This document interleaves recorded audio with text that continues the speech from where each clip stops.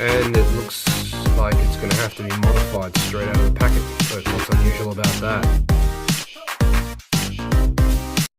Alright, so I just got this 30mm socket, put that there, line this up with the pinion, like that, yeah, like that, and then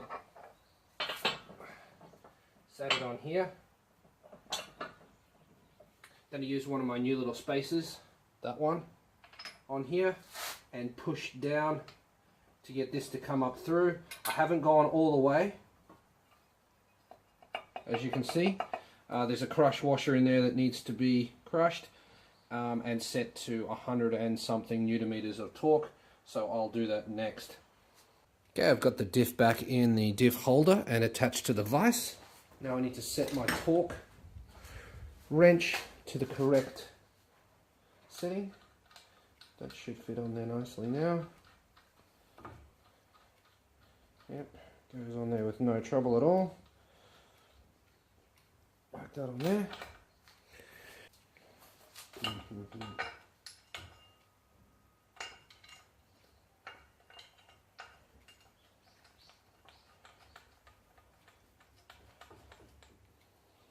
I have a couple of these flanges now, but I chose to go with the one that was on the truck because I know it fits, rather than going with the turbo one and then guessing. I'm pretty sure it fits, but from my experience lately, pretty sure isn't good enough. I've lost that bolt. Right, there it is. How on earth did I find that, you might be asking? Well, I don't even know.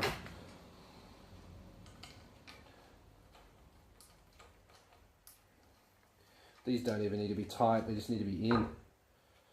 Right, now, let's start torquing this thing. This torque wrench is from Astro Products and it goes up to 180, but we won't be going that high today. Let's go to 80 first, and then once it's 80 I'll go upstairs and check what it actually needs to be. There's 80. Well, that was quick. Alright, be right back. Yep, confirmed. This needs to be 160. 160, that's a lot. Let's go to one. I don't think I've ever had anything at 160 before. Let's go to 120 first.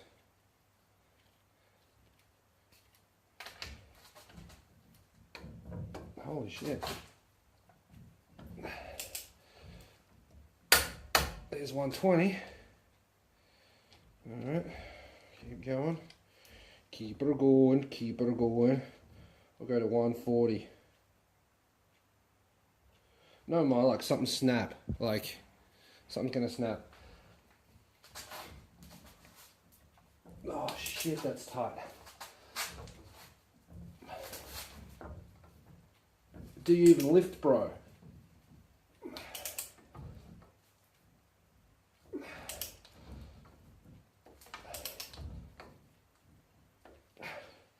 Scary.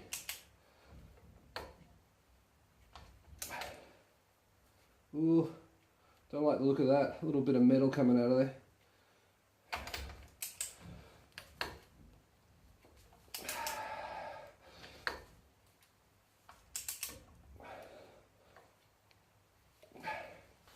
I don't know if this is actually working or not. Scary.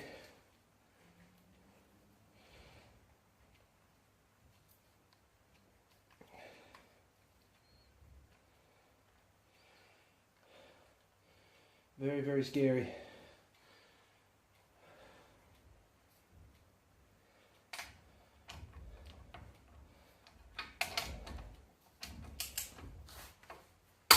There's 140. That's quite tight.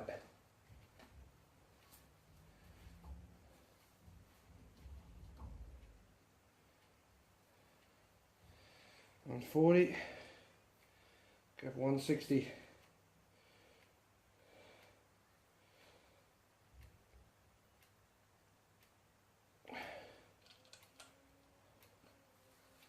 Here we go.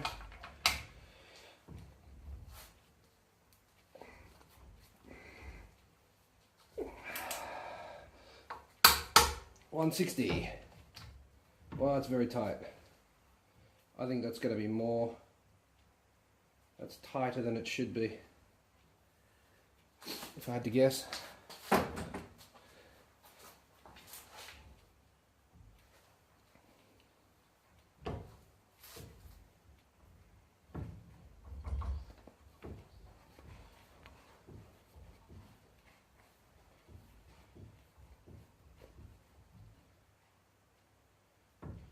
Alright, let's check it. So this should be between 0.5 and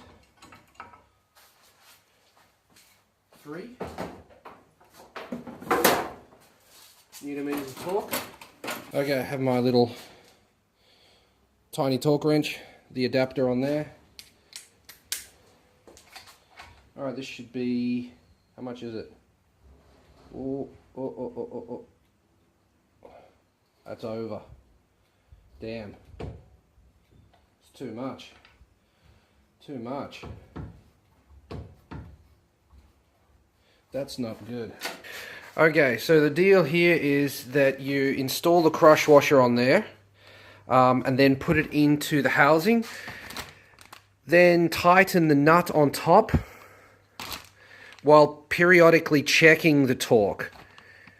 The manual said just to torque it to 160 Newton-meters. That was incorrect. You tighten it, check the torque, check the bearing preload, tighten a little bit more until you have the correct amount of preload. So now I have all the parts spread out across the bench, and I'm just waiting for another crush washer, which will arrive in 2 days. So this is on pause. In the meantime, out here I have my gear set. So I need to replace the bearings on the ends of this, and then the diff is ready to reassemble once I have the crush washer. Hopefully. We'll see. Okay, I got the bearing remover fitted there, and I found that I have this. I rescued this from the trash at a bus depot. It's in the trash, old bearing something or other. Rescued it, and it's perfect to fit inside there. So that, combined with that, is how I will remove... Oh no, that fits inside. Hang on. I might have to put something on top of that to stop it from going in. But anyway, that's there. We can put a bolt in it. Perfect. Look at, wow, that's just incredible. That's got a little what would you call that? Edge on it that fits perfectly in that hole there. Now if I just didn't throw it on the floor.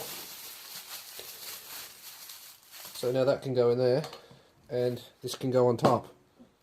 Perfect. Okay.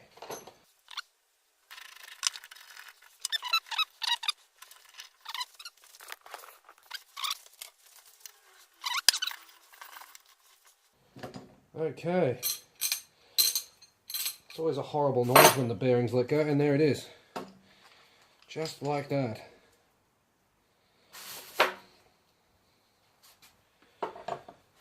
Okay, wow, put a dent in the top of the bolt.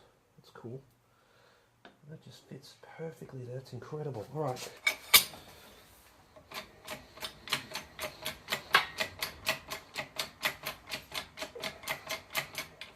Move it just a little bit.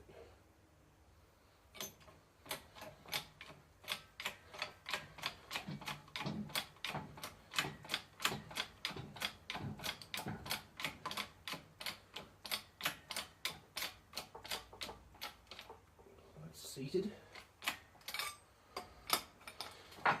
It's seated really easily. Bit of a worry.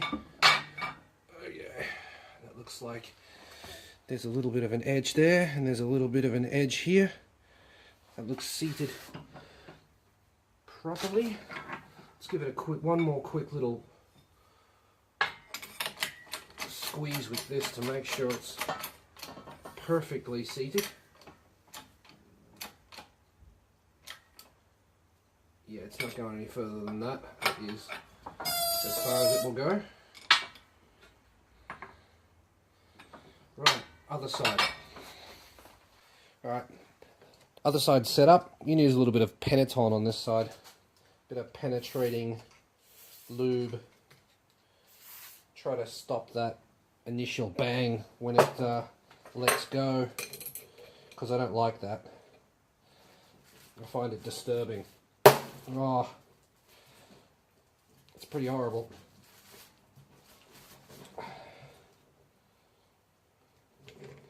Alright, that was easy. Famous last words. Alright, so that's there. Put the new bearing on.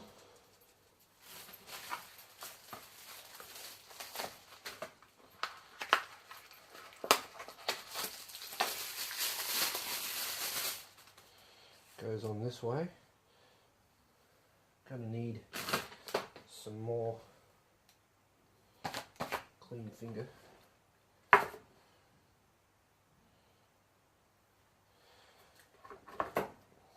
Diff oil on there. Like that on there, like that.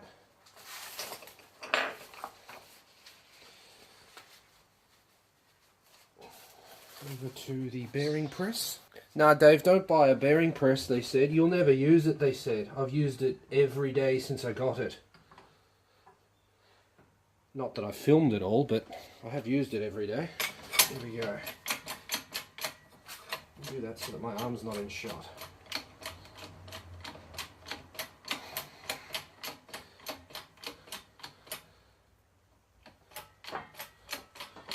There we go, pressy press.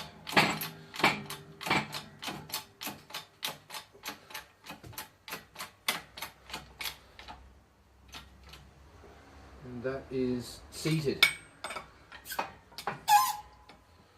Bang. Okay. Bang, bang, boom. Bearings replaced. Done. That is it for this episode. Thank you very much for watching. Make sure you subscribe so you don't miss the next one. If you enjoyed the show, leave a comment, let me know about it.